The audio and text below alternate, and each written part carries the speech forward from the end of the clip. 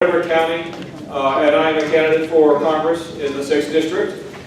I think I'm going to start with remembering that in July of 1995, we had a terrible occurrence in Yugoslavia. We had paramilitary groups take over a protected area in Srebrenica, and over 7,000 Muslims, young men, were killed. The remainder of that community were all forcibly removed to Sarajevo. And it was enough to cause an outcry across the world that something had to be done. Somebody had to go and make it stop. In December of '95, I was one of the people that went there to make it stop.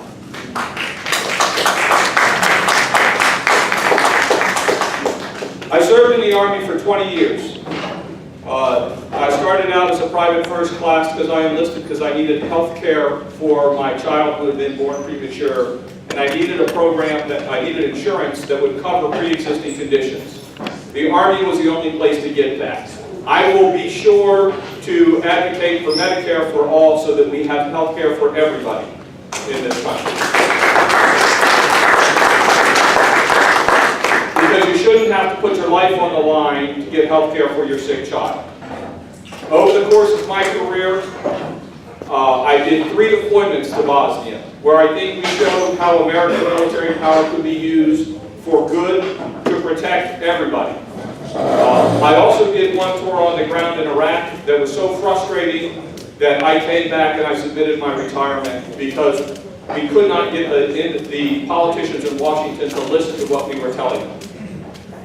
That led me to become politically active. I ran in the 6th District back when nobody else on the Democratic side was interested in running in the 6th District because it had a 14% advantage for Republicans. I ran against Roscoe Bartlett when the 6th District went across the entire northern part of the state.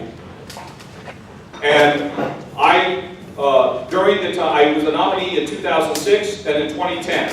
During that time, we increased the number of Democrats in the 6th District by 9% because we got on the ground and we worked hard to make that difference. I've continued to be politically active. After President Trump got elected, I held a Love Trump's Hate rally in Frederick that led to an organization called Frederick Cares. We encouraged participation in this rally to stand up for our Muslim neighbors, which has brought over 1,000 people out. So I've been active supporting. I'm not an if-then candidate. If you elect me, then I'll support the Muslim community. I've been doing it all my life. Thank you. Thank you so much, Mr. Brown.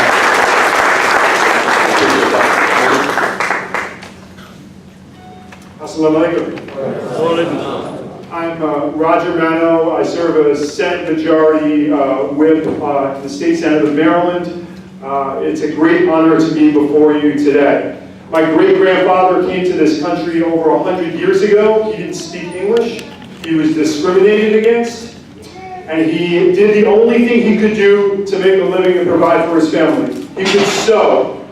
And he sewed ladies' handbags and formed the labor union, the Ladies' Handbag Union.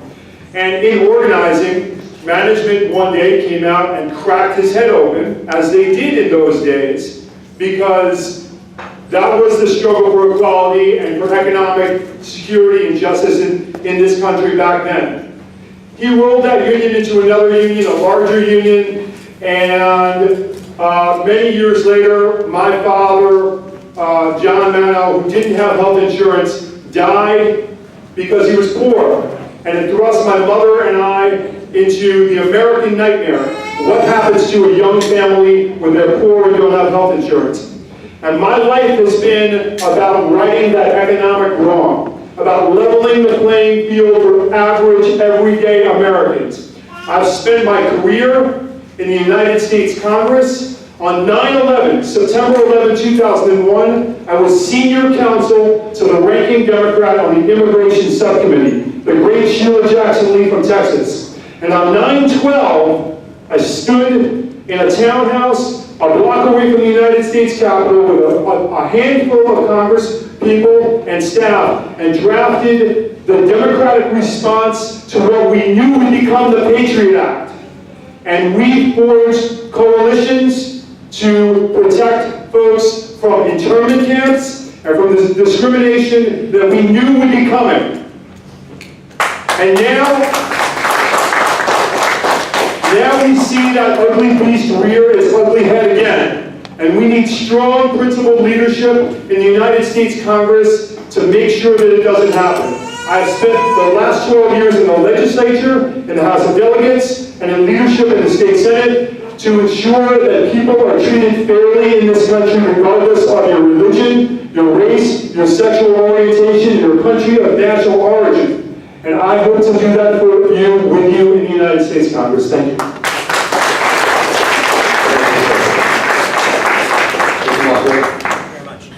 Actually, do you mind if I don't use a microphone, and I want to come down to your level and address you right now because this is more of a conversation. My name is Matt Mossberg. I'm the Republican candidate for the 6th Congressional District. I served in the state legislature and was very successful at passing some major legislation. But I want to tell you why I'm here this morning and why I'm running. I think the two most important things you can ask any candidate is who are you and why are you running? The faith community is very important to me. Protecting our religious liberties and freedoms are very important to me. 4 years ago, I almost died. And because of my faith and because of my dear friends in my faith community, I was able to pull out of a very dark time and situation in my life. For the past almost 4 years, I've been in the trenches in various organizations, various faith-based organizations, helping those who need it the most. Addicts, homeless people, other folks like that. I myself am a recovering opiate addict. I went to the doctor about 12 years ago for an injury and I was prescribed prescription narcotics. I became addicted. That led to homelessness, almost suicide. And this is after my tenure in the legislature. You know, the Prophet Muhammad said that kindness is a tenet of your faith. If you are not kind, then you don't have faith. And I want to live that principle every day in my life. So that means protecting others, caring about them. See, for me, everybody, regardless of your race, religion, regardless of your standing in life, you are one of God's image bearers. And that is my passion. So I'm running this campaign, I'm running this race for two reasons. Number one, I want to see lives saved. I want to see people brought out of the hopelessness and desperation that I faced.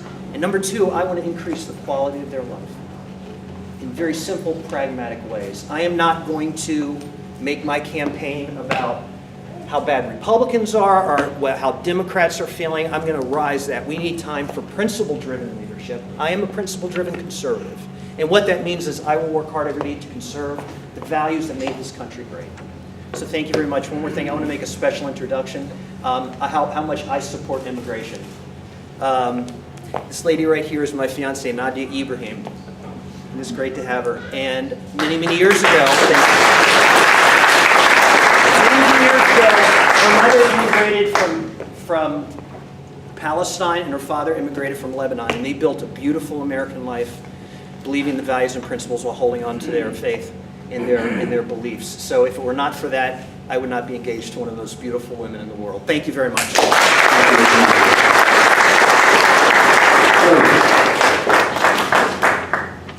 I don't think I need that, do we? Do? Okay, we'll do it. My name is David Trone, and first of all, I want to thank you guys for coming out tonight because this fact that we have the Muslim Forum first, of all the different forums that we're going to have, 40, 50, 60, that's a really important statement. And I had a conflict today, but I said, I need to clear that because this is more important because the message it sends to everybody that we start here. We start here because here's where we're united. Here's where we, as you said earlier, celebrate our diversity, celebrate our inclusivity. But if we continue to celebrate those things, we're all stronger together.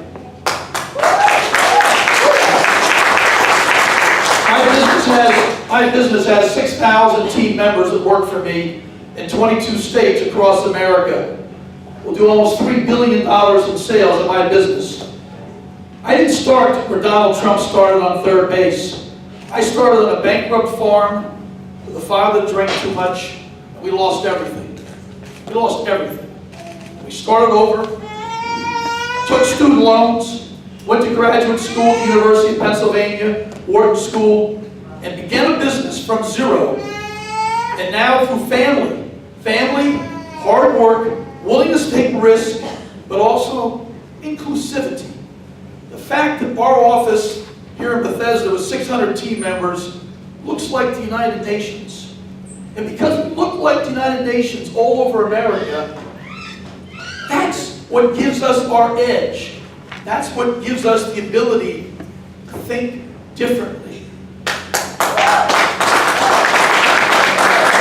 40 of the top 100 companies in America were started by immigrants.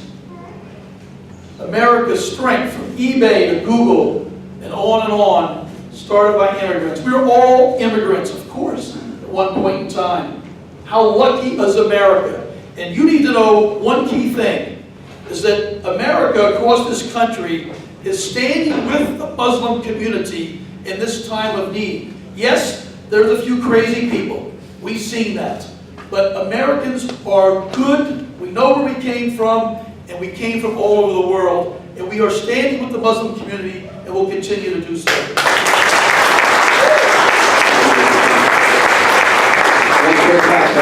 That might be common knowledge or not, as this number has come from the county office, is there are more than 220 nationalities represented in the county of Montgomery, and that's amazing. That really shows how we are a nation of immigrants. Mr. Cotton.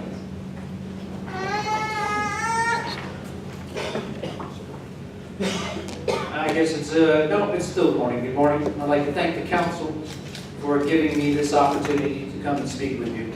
My name is Kevin Caldwell. I am the Libertarian candidate for Congress for the 6th Congressional District. We don't get included in most of these a lot, so it's very nice to be included. Thank you. I was raised by a shipyard worker and a farm girl from Georgia. My wife is a 20-year surgical nurse. We are all members of the working class, and we are no strangers to economic struggles. I am also a veteran. I have seen the horrors that wars cause on both sides, and I know that war is to be avoided at all costs. I am running for Congress because I believe that we must begin to extinguish the reign of the ruling establishment in order to fundamentally change the nature of the relationship between we the people and our government. The greatest threat to our founding principles today of personal choice, personal property rights, and liberties is this decades-long progressive movement towards an ever-increasing tyrannical bureaucracy administered by a legion of bureaucrats and controlled by the ruling establishment of both major parties. If elected, I will fight to sunset the personal income tax and payroll tax, to limit federal spending to a maximum 10% of the actual GDP, repeal the Federal Reserve Act of 1913, completely simplify the corporate tax code, and I will fight to fully implement an actual price-coordinated economy throughout every sector of our economy, i.e. a true free market. In the words of a famous American, the real issue of this election is whether we truly believe in our capacity for self-governance, or whether we are ready to completely abandon the American Revolution and confess that a self-proclaimed little intellectual elite in a distant capital can run our lives better for us than you and I can run them ourselves. I am asking you to help me to begin extinguishing the reign of the ruling establishment by sending me to Washington as your servant. So come November 2018, vote Caldwell for Congress. Thank you very much.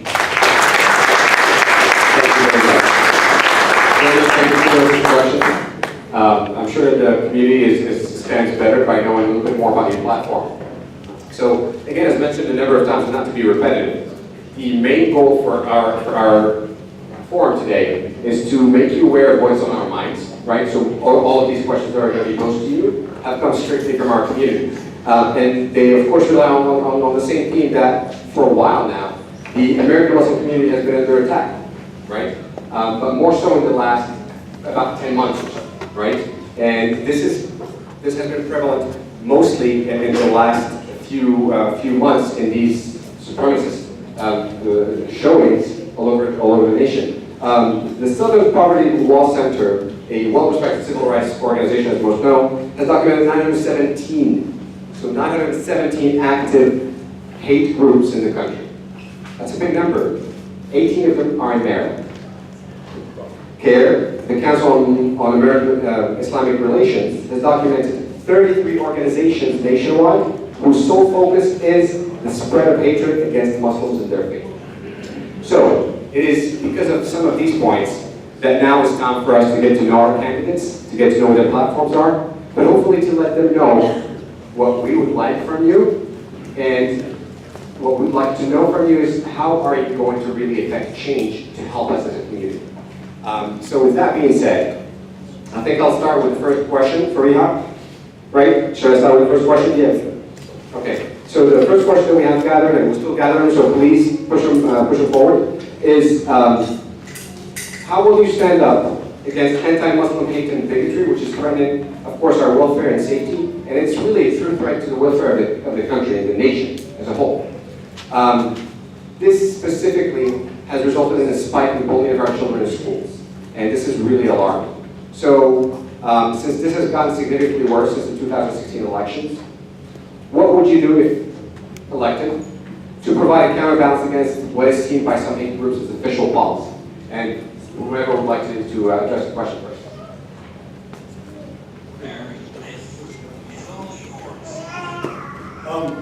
You asked what we would do to stand up to bigotry, and I'm going to revisit some things I said in the introduction. At the day that Donald Trump was elected, I wasn't really sure what to do. It took me a couple days to figure it out. But by the Thursday, I figured out the first thing we needed to do was we needed to stand up to that kind of hatred. And that's why the following, the first Sunday after the election, I organized a Love Trump's Hate rally in Frederick, Maryland. We had over 250 people on 48 hours notice that showed up to stand up against that kind of hatred. You mentioned the number of hate groups we have. We can't reduce their right to speak, but we can lift our voices in opposition.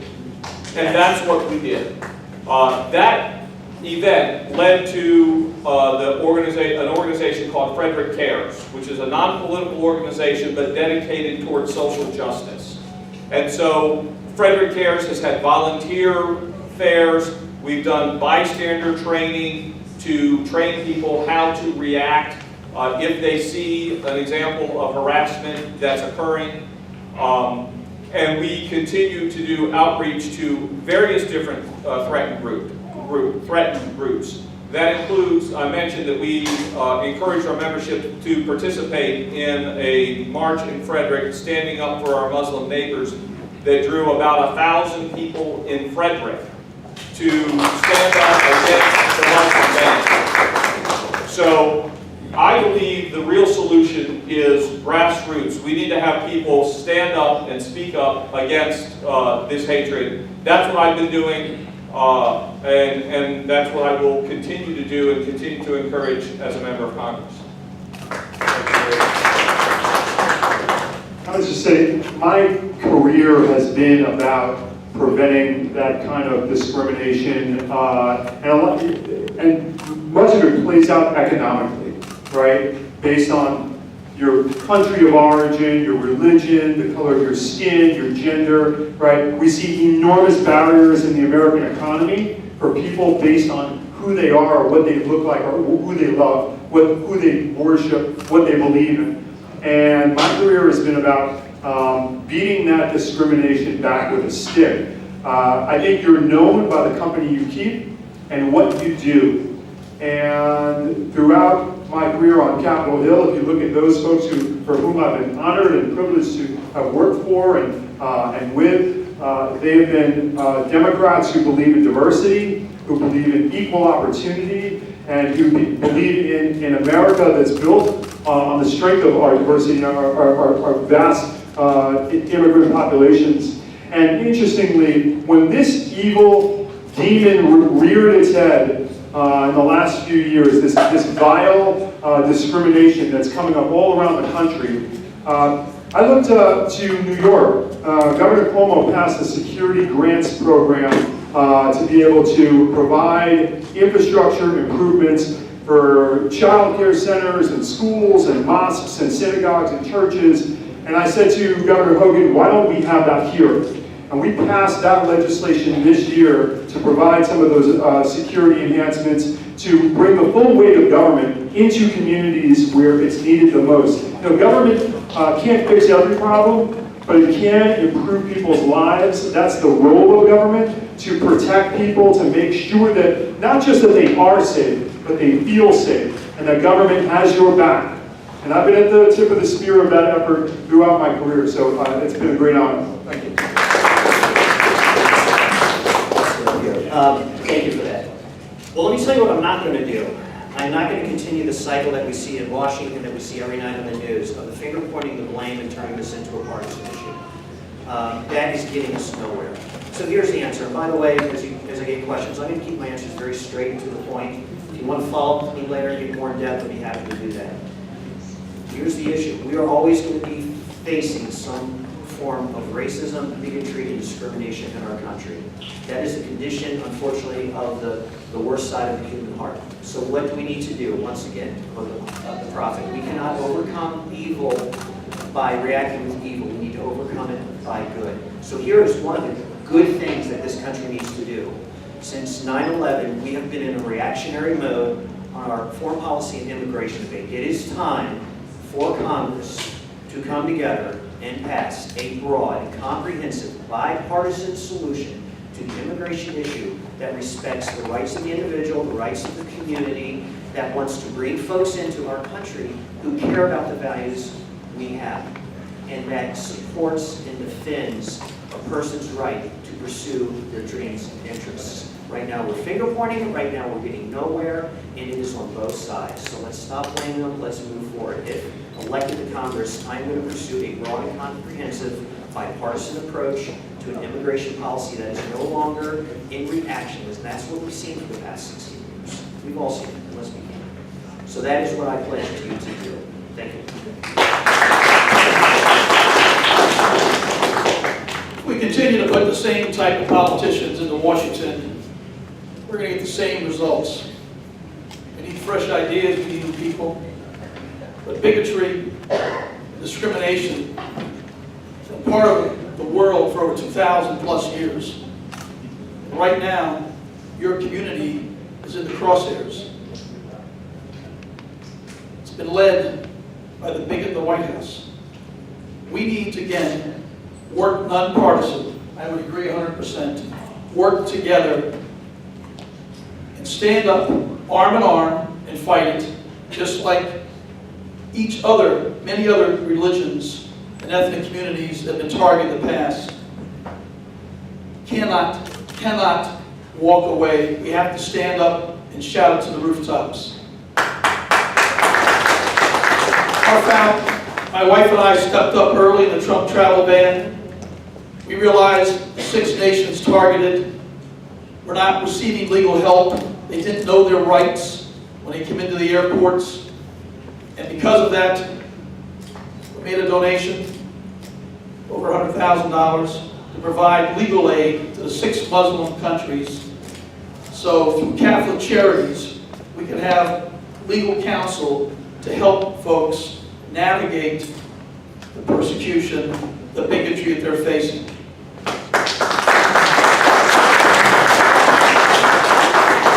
Immigration policy of cutting from 1 million immigrants in America to 500,000 is outrageous. We should be going the opposite direction. We should be saying, why not take that to 2 million? Why not welcome diversity, bright, educated people from all over the world? Why not welcome that change that makes America and has made America the country that has assimilated immigrants better than any country in the world. That is our strength. We should build on that strength, not run from it. It's wrong.